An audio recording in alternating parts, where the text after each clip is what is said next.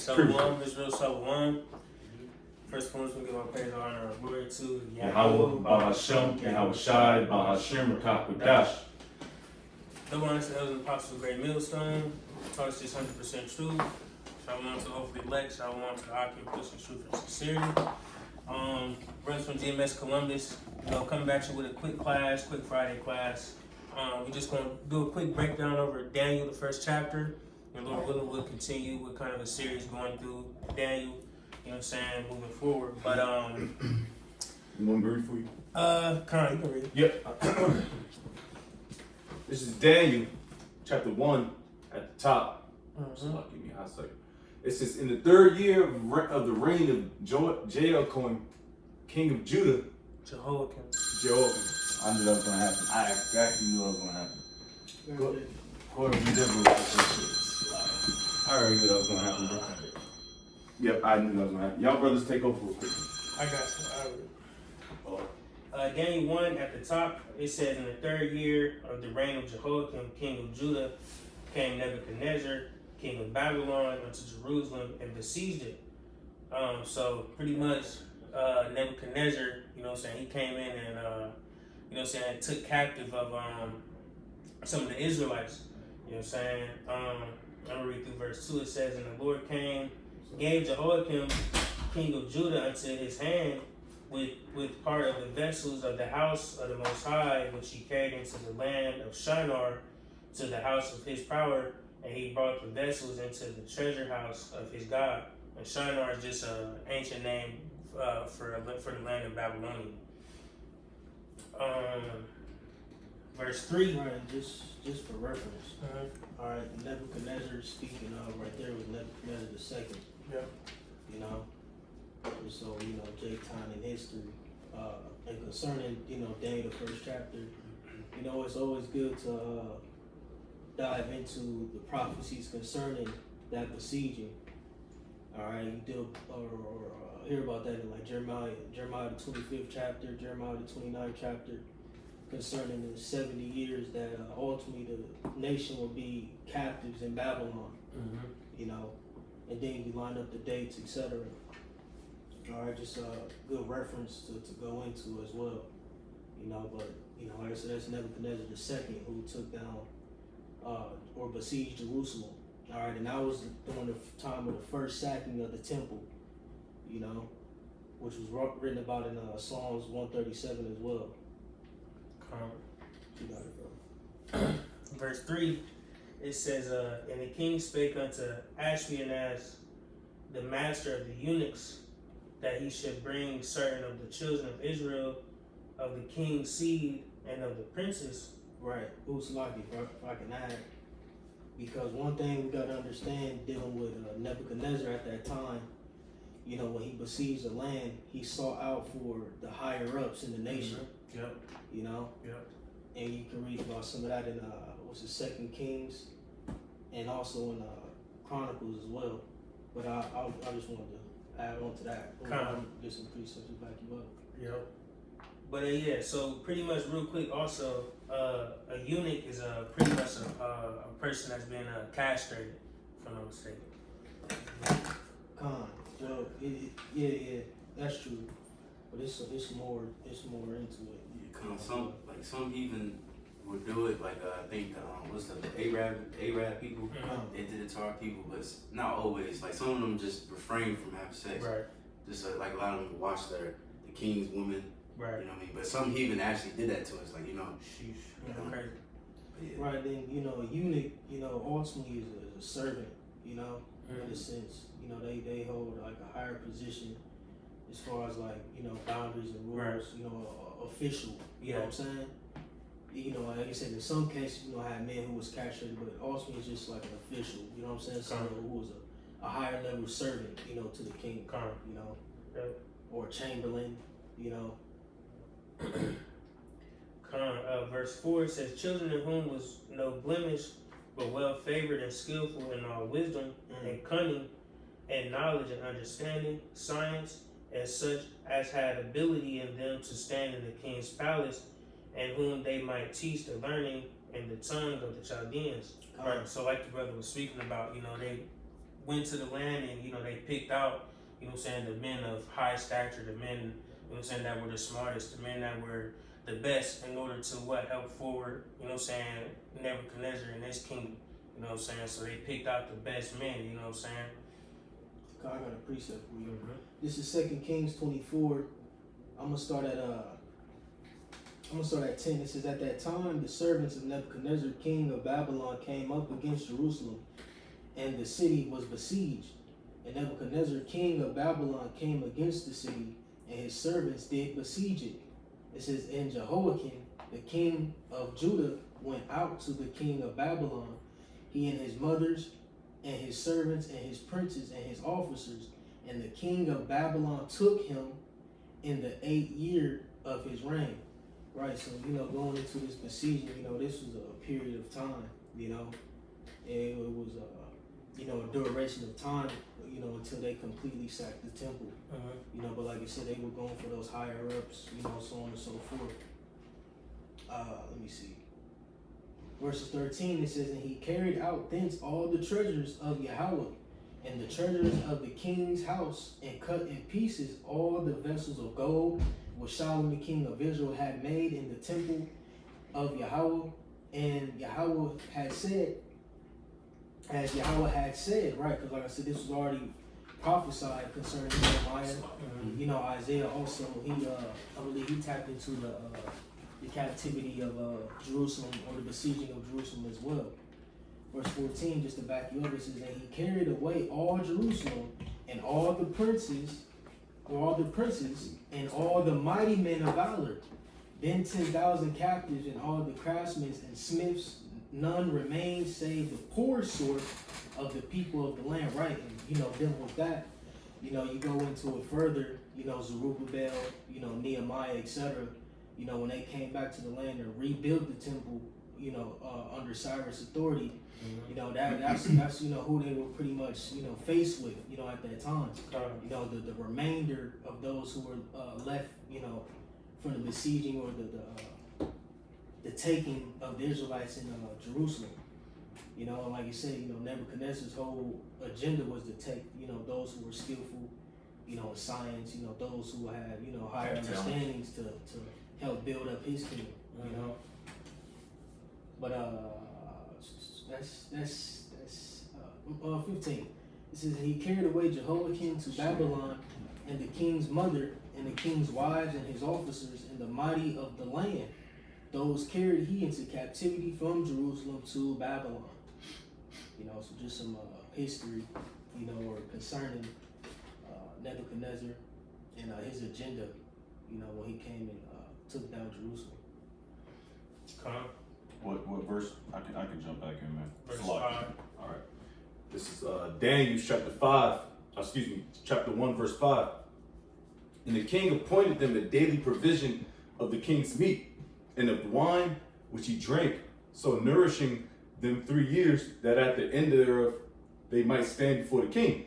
Right, so he gave them rations of his diet, you know what I'm saying, and how he eat as the king, you know what I'm saying, so that way he felt that he would build them up to be in a certain manner, you know what I'm saying, but you can read on. Verse 6, now among these were of the children of Judah, Daniel, Hananiah, Mishael, and Azariah, unto whom the prince of the eunuchs gave names, for he gave unto Daniel the name of Belteshazzar, and to Hananiah of Shadrach, and to Mishael, and to Meshach, and to Azariah of Abednego. Yeah, Abednego. Right, so they so pretty much they was trying to, you know what I'm saying, turn them, you know what I'm saying, give them that Babylonian image, you know what I'm saying. And you can see that even today, you know what I'm saying, when you go through slavery, like what's the roots, you know what I'm saying, when they tried to my name is? Yeah, Kunta Kinte. Say us. Yeah, you know what I'm saying? Yeah. Ginyard. Yeah, like I know our last name is a slave last name, you know what I'm saying? So, you know, they give us these names, you know what I'm saying? And, you know, when you go through the scriptures, you don't see like every people with last names and all that extra shit, you know what I'm saying? That's some American, you know what I'm saying, captivity type shit, you know what I'm saying? Put a stamp on us. And you also have history of this. That's why you got scribes, because you got history of where you come from. I'm the son of this. I'm son of Agaban, you know, son of. But it ain't no, last name. My last name goes back to Germany, you know. Yeah, so you know what I mean? Yeah. Some bullshit. Verse, yeah, you got I it. want to show you, them Edomites, man. They took Jake and gave us those names. Social Like our Security last code. name. Our slave master had to be wicked as shit. Nigga last name wicked as shit. Wicked as hell, bro. I mean, all of them wicked, but you know. You got it, right. Verse 8, but Daniel proposed in his heart that he would not defile himself with the portion of the king's meat, nor with the wine which he had drank.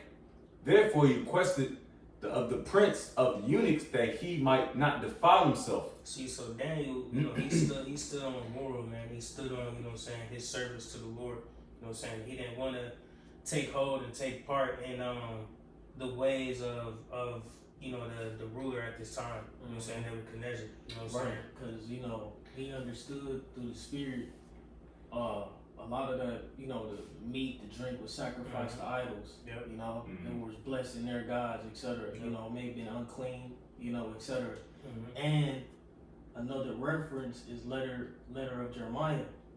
When Jeremiah, he knew the prophecy concerning Jake going into Babylon. Mm-hmm. So he wrote him a letter on pretty much not getting caught up in their Give idols. him the breakdown. You know what I'm saying? Give him the breakdown. Don't get caught. You're gonna be in this captivity. Don't get caught up in these idols. Mm-hmm.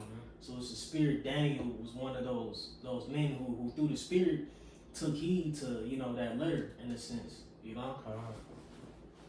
see, and when you even pertaining to today, the big thing that's pushed upon our people is, defiled foods, you know what I'm saying? Things that, we don't, that's not even a part of us, you know what I'm saying? Like, you got seafood boils and fucking hog roasts and shit, man, you know what I'm saying? And they promote these things on a wide scale, you know what I'm saying, to throw our people off. You know what I'm saying? But when you come to serve the Lord, you gotta, you know what I'm saying, you gotta have a level of respect for yourself, respect for the Lord, you know what I'm saying, and stand on a certain business, like, hey man, I'm not gonna eat this shit, I'm not gonna defile myself with the ways of this kingdom and how it's being ruled. Daniel, he set a standard, man. Mm-hmm. He set a standard for himself. He knew he was going to go into captivity, but he knew he also had to follow the law Mm-hmm. because it's still. You got it. Oh yeah, appreciate it.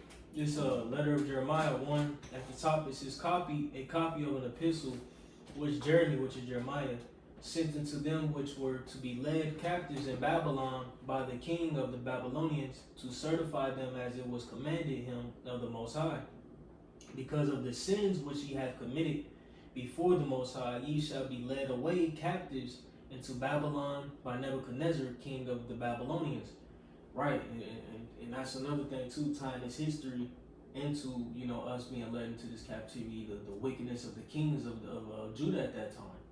They were sacrificing unto idols, doing all types of manner of wickedness. Mm-hmm. When you read through Jeremiah, you understand the persecution that he was going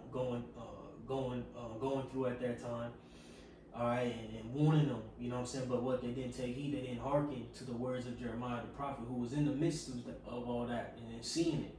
So you're like, all right, you know what I'm saying? This was the consequence, for the nation of Israel, predominantly the southern tribe. We're the southern tribe, really, all right, for being disobedient. Verses 3, it says, so when ye become unto Babylon, ye shall remain there many years, and for a long season, namely 7 generations. And after that, I will bring you away peaceably from thence. And that's the beautiful side of the Heavenly Father. He's merciful, in the sense that, here it is. He told you about your captivity, but also on the flip, he gave you the out, or how you're going to be out of this captivity as well. Mm-hmm. Because ultimately, after this, like I said, the Lord had a piece of mercy upon us, concerning us, through Cyrus, ultimately, via Darius, all right, a descendant from Cyrus, letting us rebuild the temple, you know what I'm saying, and enter into the land again. Then you go down the line with Xerxes, etc. We were able to rebuild the walls, so the Lord, he always had all these things planned out for the nation. Verses 4, just to dive into that point. Verse 4 it says, "Now shall ye see in Babylon gods of silver and of gold and of wood, borne upon shoulders, which caused the nations to fear." You know, so like you said, when they were entering into the Babylon, they were faced with these different idols. You know, and as we go further into the chapters, you go into the second chapter, third chapter, concerning some of those idols that Nebuchadnezzar had set up. You know, just backing you up. Back at Daniel 1 verse 9. Now the Most High brought Daniel into favor and tender love with the prince of the eunuchs. And the prince of the eunuchs said unto Daniel, I fear my lord, the king, who hath appointed your meat and your drink, for why should he see your faces worse liking than the children which are of your sort? Then shall ye make me endanger my head to the king. See in verse 9, you know what I'm saying? The Lord was with Daniel in that moment. If you could get somebody get Proverbs 16:7, you know what I'm saying? Because you know Daniel didn't want to defile himself in that manner, you know what I'm saying? They was at peace when they had a level of respect for him and you know what I'm saying, what he stood upon. We get in there.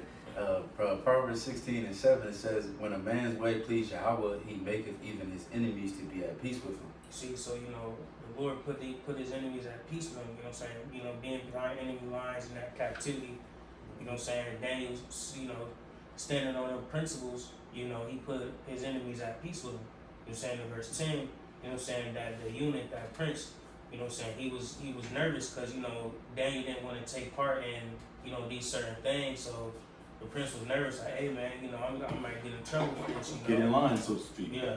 Because he was trying to fatten them up. Yeah. You know what I'm saying? Yep. Fatten them up, keep them nice and hardy so they can perform their duties Yep. in his castle, Yep. you know, in his bubble.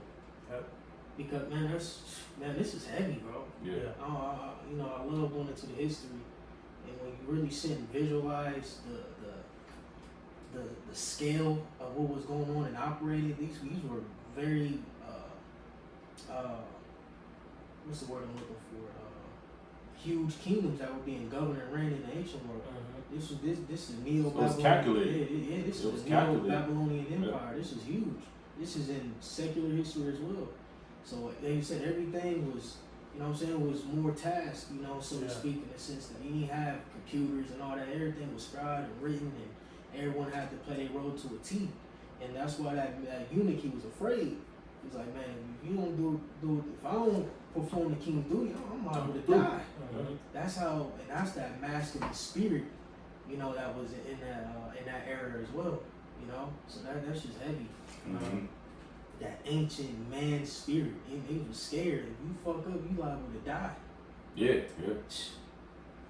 Your life's on the line. Real talk. Like 50 Cent said, your life's on the line. Hey, real talk. Hey, them guys back there, their lives was on the line. Nowadays, you can be a pussyfoot type nigga. Yeah.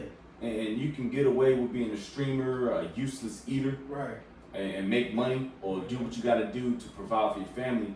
But back in the day, there was no excuse, so to speak, man. You had to be a fucking man. You had know? to have skill. You had to have a trade. Perform your duty to a T, because you could lose it like that. You could lose it, and best, especially Israelites being in captivity. If you didn't perform your duties well, then that dude can just tip off with your head, man. Because we were captives, man. We were slaves. We're still slaves now. You know? What's wrong with you niggas, man? You niggas think y'all free and shit, man?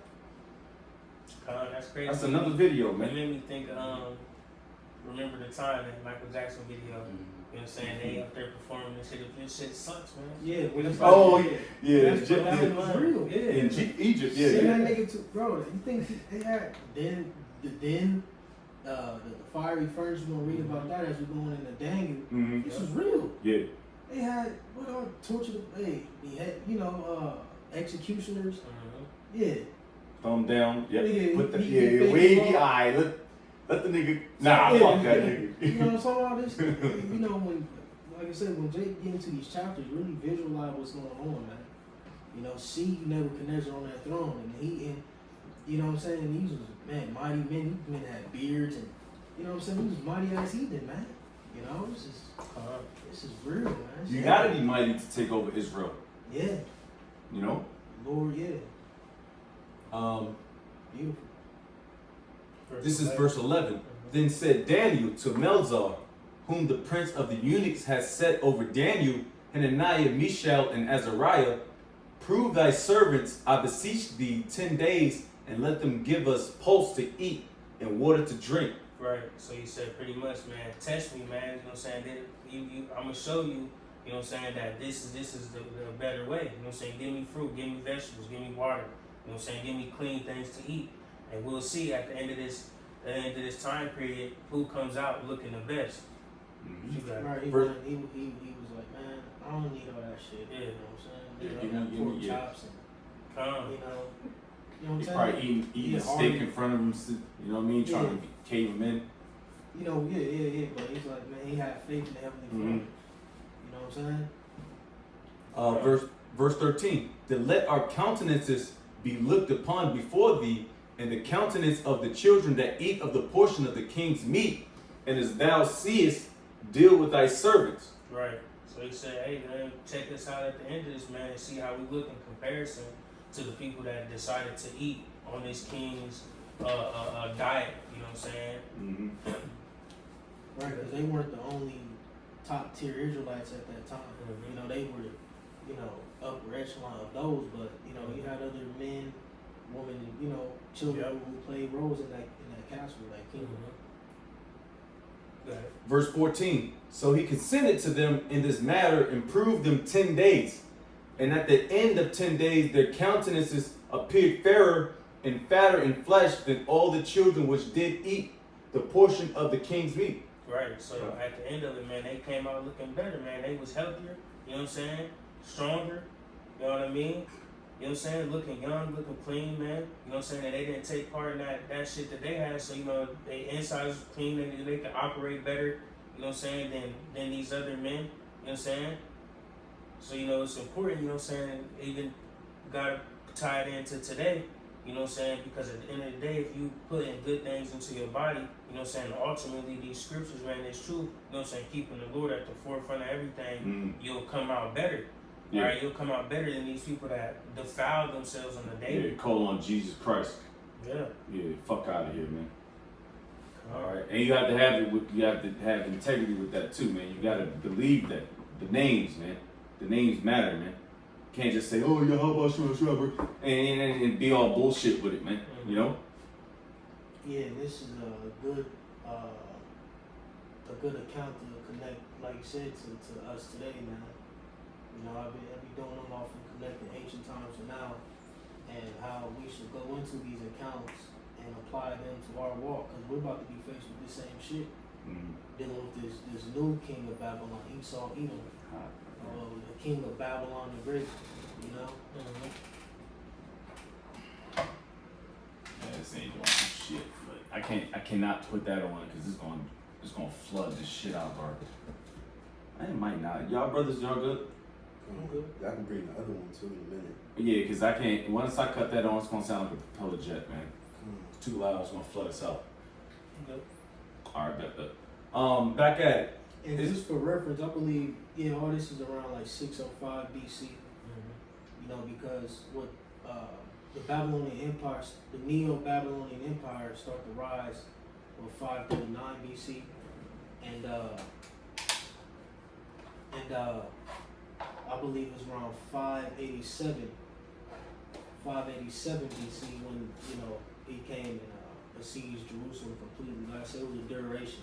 So when you read these accounts, man, this ain't just happened one day, one day, two. This was over a period of years, ultimately.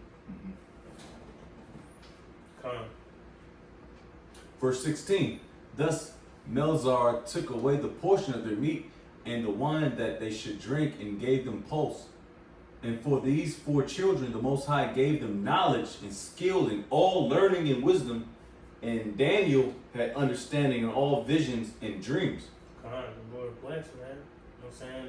These men had integrity, and they stood on that principle, man, and the Lord blessed them, increased them in wisdom, knowledge, and understanding. You know what I'm saying? And that's the same thing we seek in this day and age, man, you know what I'm saying, we're trying to be increased in wisdom, knowledge, and understanding. You know what I'm saying? That's more important than, you know what I'm saying, the riches and everything that these people, you know what I'm saying, chase after in this kingdom today. You know what I'm saying? Who was that? Was it King Solomon? You know what I'm saying? Yeah, When, you know what I'm saying? He asked for the increase in wisdom, knowledge, and understanding, and the Lord increased him in all these things. You know what I'm saying? So, you know, that's the same mindset we need to be in. He was the wisest man. He was the wisest He was the wisest man on earth during that time period. You know. Yeah, these scriptures, man, is the true riches, man. You know what I'm saying? We can't do anything without them. Right. You know what I'm saying? So these men, you know what I'm saying, they had a great deal of integrity to hold fast to what they knew was right. You know what I'm saying? And the Lord increased them for that. And that's to show you it's always been a remnant. You know, it's always been a remnant. The Lord, in every situation, in captivity, etc., always had a very few select men to show forth His power ultimately. You know what I'm saying? To magnify His name and glorify His name among the heathen. Mordecai, you know, that's a good one. You know, the Maccabees brothers. Joseph. Joseph. These men were in these different captivities, but he always kept, you know, that the few or remnant of them, you know, to magnify him. But you had Jacob who just got caught up in it, you know, whatever. You had other Jakes who weren't written about dealing with certain things. And Ezekiel, who was in the Babylonian captivity, you know what I'm saying, other men, or, you know, were amongst it, but, you know, the Lord always kept that cluster, man, you know, that select few. And Daniel and his contemporaries in this chapter were some of those men. Verse 18. Now at the end of the days that the king had said he should bring them in, then the prince of the eunuchs brought them in before Nebuchadnezzar, and the king communed with them, and among them all was found none like Daniel, Hananiah, Mishael, and Azariah. Therefore stood they before the king. See, so they came to the king, you know what I'm saying, and you know what I'm saying, the king seemed like, hey man, you know, they you know, the best out of all these other, out of this whole group of people, you know what I'm saying? So, you know, if you read the next verse, really finish on it. These were young, they were young men. They were young, they were young too. They were young men, you know, because, you know, throughout, because Daniel, he was in his latter years, was in a portion of the Medo-Persian Empire too, captivity, you know. But yeah, he was young at this time, you know, in the beginning of this. They were young men. Verses 20, in all matters of wisdom and understanding that the king inquired of them, he found them 10 times better than all the magicians and astrologers that were in all his realm. And Daniel continued even unto the first year of King Cyrus. See, so it shows you. They were great, man. But oh, it's like it shows you, man, that the Lord gives the increase, man. You know, because Daniel, come on, man. You're not fucking with them, man. All right, if the Lord puts the spirit on that man, you're not going to deal with that man, you know? And that's just, you know, that's very plain. All right? So, that was a great man, you know, and them brothers was great too, man. And going to show you that we were peculiar or above the heathen. It always shows, even today. It even shows today, bro. Yeah. How the heathen, or Esau in particular, he takes our ideas and capitalizes off of them. You know what I'm saying? The traffic system, that was a J. Yep. GPS, J. J. You know, a lot of the household instruments that we use for our benefit, because we were in hardcore slavery, you know, this we had to survive, man. He capitalized off of them and took our ideas because what we were increased in knowledge. Yep. And we're, you know, peculiar, you know, in our ways, man. Yeah. You know? I got a precept. And that never went away. And actually, a good example that show you that too is Moses and his brother. You know, when they were dealing with going against the magicians and, you know, astrologers, and, you know what I'm saying, all those who possess these gifts on the left hand side. You know, but we possess through the spirit, and these men possess it on the right hand side. Like you said, that's why we were better, bro. Always been better than Always. Always, man. I got a quick precept. Deuteronomy 7:6.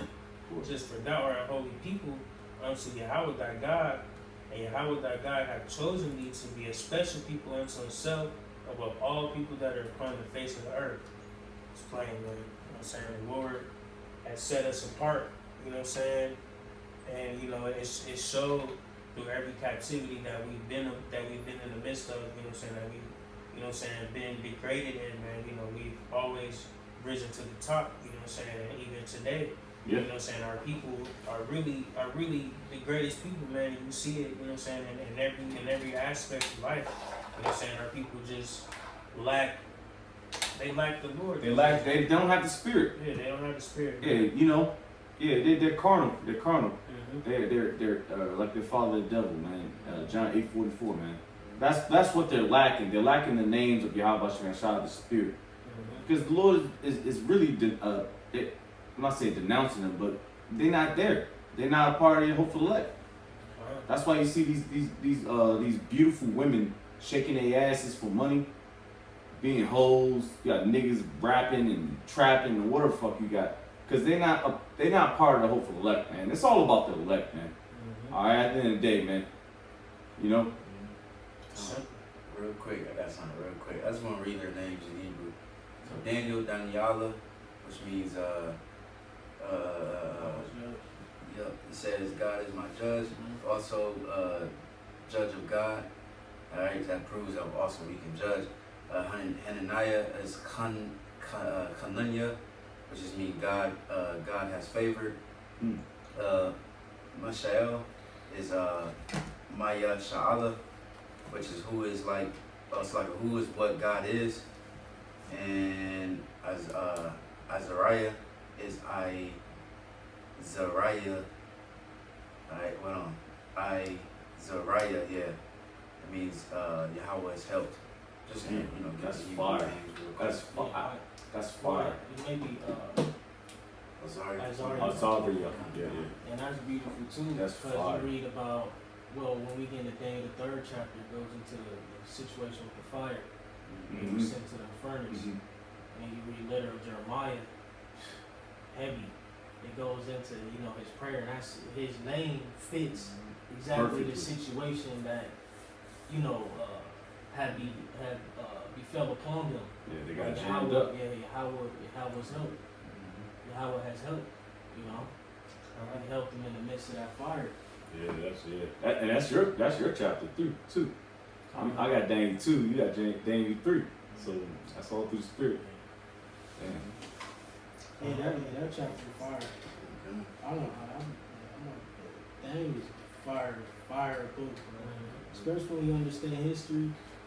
Yeah, Just, you start getting to Daniel 8 man. with the Greeks. Yeah, Yeah. there's a lot of history involved with Daniel. A lot of prophecy Even- involved with Daniel. Yeah, even when you, like I said, you go into the prophecies concerning how they got into that situation. You gotta read Jeremiah. You gotta read Jeremiah to get the breakdown, you know, just the history, how we ended up in this situation. It's heavy, man. It's a lot. I was going through yesterday, just going through Daniel 1, 2, 3. Scriptures is Never scriptures. ending, bro. Never ending. Yeah. Yeah. So you got fed? Yeah, I'm fed. Lord willing, that was edifying. We give all praise and honor for again unto Yahweh Ba'ashem, Yahweh Shai, Ba'ashem, Rakakadash. So honors to the elders of the Apostle, great Son of Gideon, so Shalom. Shalom, Baba Ball in the dirt.